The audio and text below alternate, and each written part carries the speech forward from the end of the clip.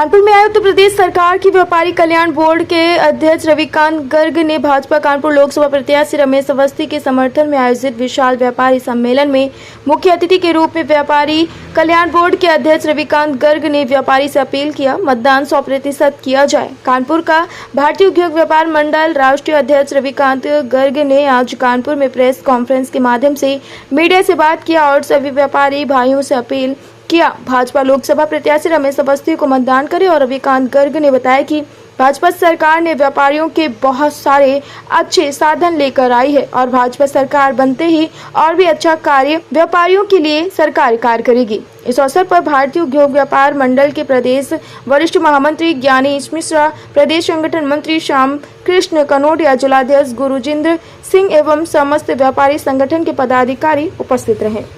जी, अपना परिचय देते हुए कल जिस तरीके से आपने कानपुर में व्यापारी विशाल सम्मेलन किया, इसका क्या मकसद था?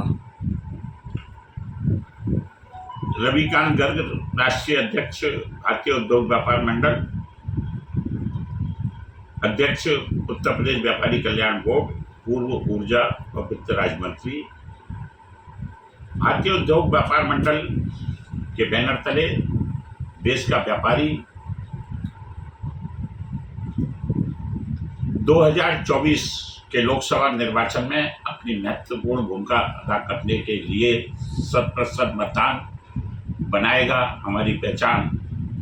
इस उद्घोष के साथ 100% मतदान व्यापारी वर्ग का हो, बुद्धिजीवी का हो, हमारे हमसे जुड़े हुए उद्यमी और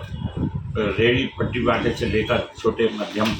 उद्योग और व्यापारी, छोटे दुकानदार सभी का हो, इसके लिए संकल्पित होकर हम कार्य कर रहे हैं। हमारा व्यापारी प्रत्येक बूथ पर भी 10-10 वॉलंटियर को लेकर मतदान के दिन खड़ा होगा और संपूर्ण देश का विकास और प्रगति व्यापारी और उद्यमी के लिए सर्वोपरि है और उसी के माध्यम से विकसित भारत का सपना और आत्मनिर्भर भारत का सपना पूरा होना है और उसका लाभ व्यापारी और उद्यमी को भी मिलना है। अच्छा। इसलिए हम अपने कर्तव्य का निर्वहन करेंगे। हम चूँकि वितरण व्यवस्था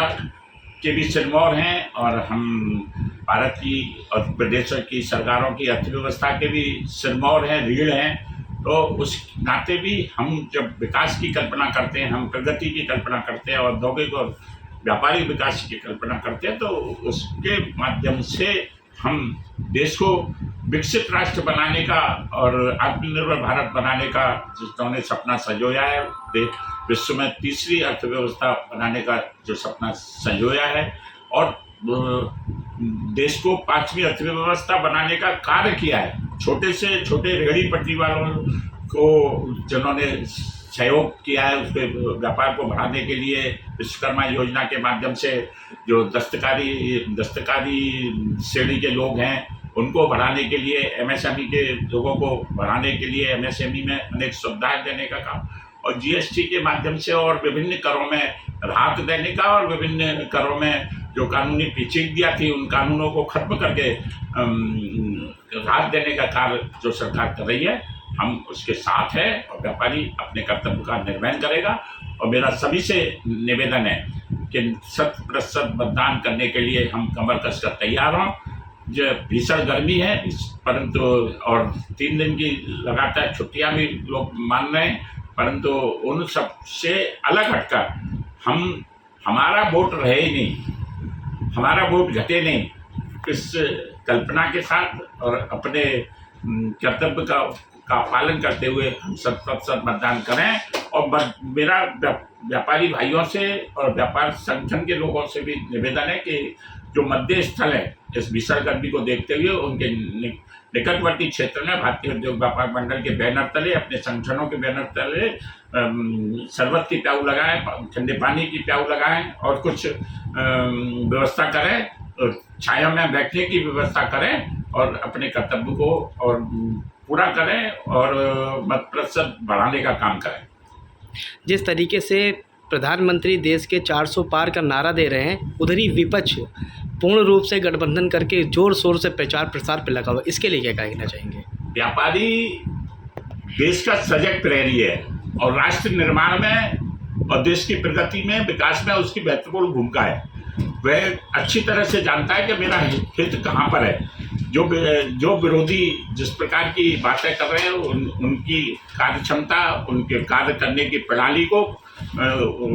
व्यापारी ने और व्यापारी से जुड़े हुए लोगों ने देखा है, झेला है और उस